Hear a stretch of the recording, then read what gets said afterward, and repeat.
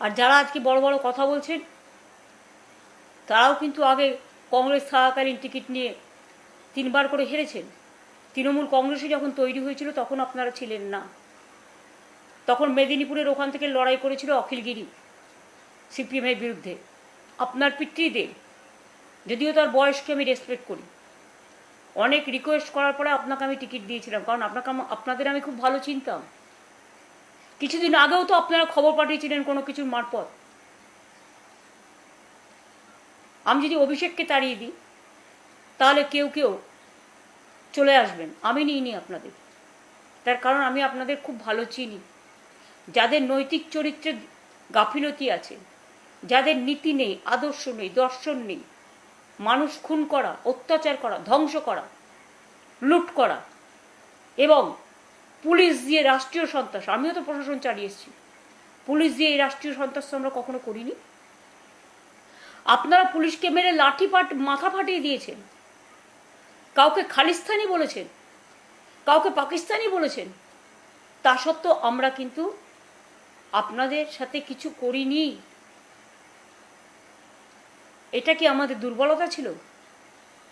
তাহলে আজকে যা করছেন, আপনারা কি ভাবেন যে চিরকাল দিল্লির ক্ষমতা নিয়ে আজকে যে ক্ষমতা আপনি এনজয় করছেন, দিল্লির লিডারদের ক্ষমতা নিয়ে যে পাওয়ার দেখাচ্ছেন, আমার সমস্ত কর্মীদের মারছেন, অত্যাচার করছেন, বাইরে পার্টি অফিস থেকে বের করে নিয়ে এসে আপনারা খোকনকে বেলেঘাটা কনস্টিটিউয়েন্সিতে মারলেন, মারতে মারতে তাকে অজ্ঞান করে দিলেন।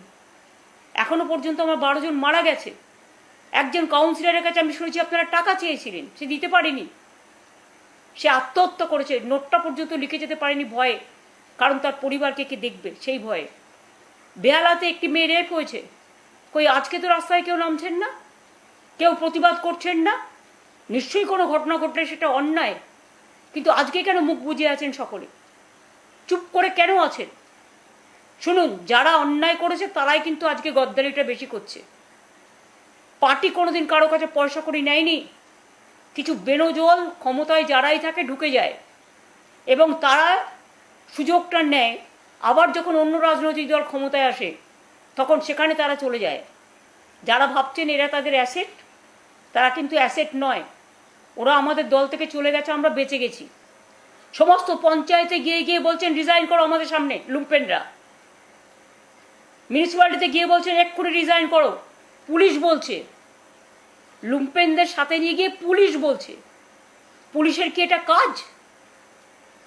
পুলিশ কখনো পুলিশ হতে পারে না। পুলিশ তো আইনের রক্ষক, তাদের তো মানুষকে রক্ষা করতে হয়। তারা দে বিকেম ভক্ষক নাও। আমি তাদের দোষ দিচ্ছি না, আমার আন্ডারেও অপশাসন ছিল, আমরা কোনোদিন এ কাজ করিনি।